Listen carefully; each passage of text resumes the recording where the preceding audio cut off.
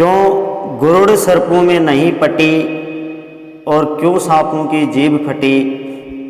जय श्री राम विद्वानों, स्वागत है आज के अपने पहली वीडियो में।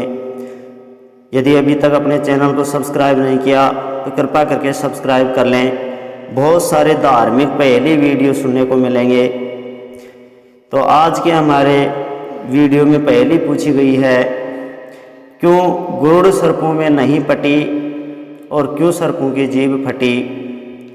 विद्वानों, हम देखते हैं गुरुड़ सर्पों का दुश्मन होता है, तो इसका क्या कारण है और क्या कारण था कि सर्पों की जीभ, यदि हम शास्त्रों के अनुसार देखें तो सर्पों की जीभ फटी हुई है। विद्वानों, गुरुड़ और सांप दोनों आपस में मौसेरे भाई हैं। हम पुराणों की बात करें तो वराह पुराण में अध्ययन मिलता है, ब्रह्मा जी के पुत्र कश्यप हुए और कश्यप की बहुत सारी रानियां थी, लेकिन उनमें से हम दो की चर्चा करें। एक का नाम विनीता था और दूसरी का नाम कात्र था, जिसे कद्रू भी कहा जाता है। विद्वानों, विनीता का पुत्र गुरुड़ था और कात्र, जो जिसे कद्रू भी कहते हैं, वह ऋषि कश्यप की बहुत सेवा करती है और वरदान में सर्प पुत्र प्राप्त करने की इच्छा जताती है। कहा जाता है उसके 1000 सर्प पुत्र पैदा होते हैं। समय बीतता है। एक बार विनीता और जो सर्पों की माँ थी कात्र, वो बैठी हुई थी, हंसी मजाक कर रही थी आपस में। बहुत दूर एक घोड़ा चरता हुआ दिखाई देता है और दोनों आपस में उसके पूंछ के बारे में बात करने लगती हैं। विनीता कहती है कि घोड़े का पूंछ सफ़ेद है और कात्र कहती है कि घोड़े का पूंछ काला है। तो वो आपस में इस बात पर झगड़ती हैं और एक शर्त लगा बैठती हैं। विद्वानों, जो कात्र थी वो अपने पुत्र से विनती करती है कि कहीं मैं शर्त न हार जाऊं। जो कातर थी वो उसके पुत्र कहते हैं कि माँ तुम मत घबराओ, और सभी सर्प अपना छोटा रूप धारण करते हैं और घोड़े की पूंछ के नीचे वाले हिस्से में चिपक जाते हैं।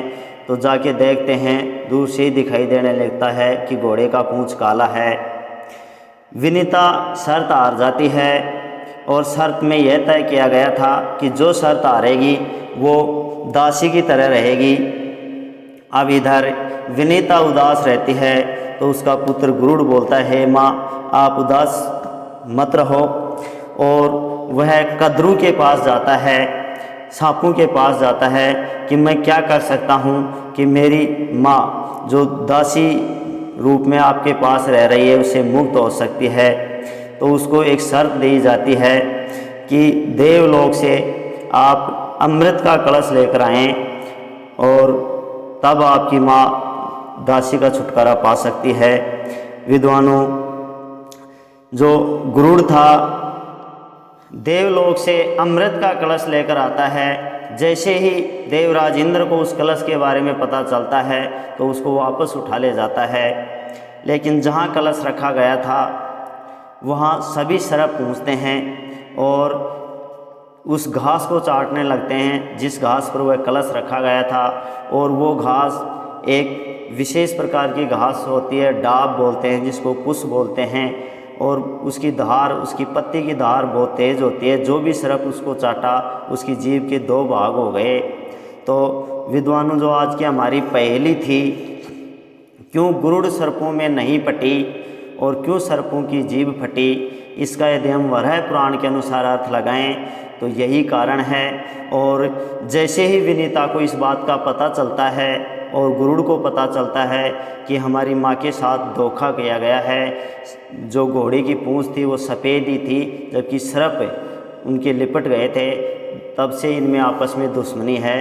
तो आशा करते हैं आज की पहली वीडियो बहुत अच्छा लगा होगा। बने रहें अपने चैनल पर। जय हिंद, जय भारत।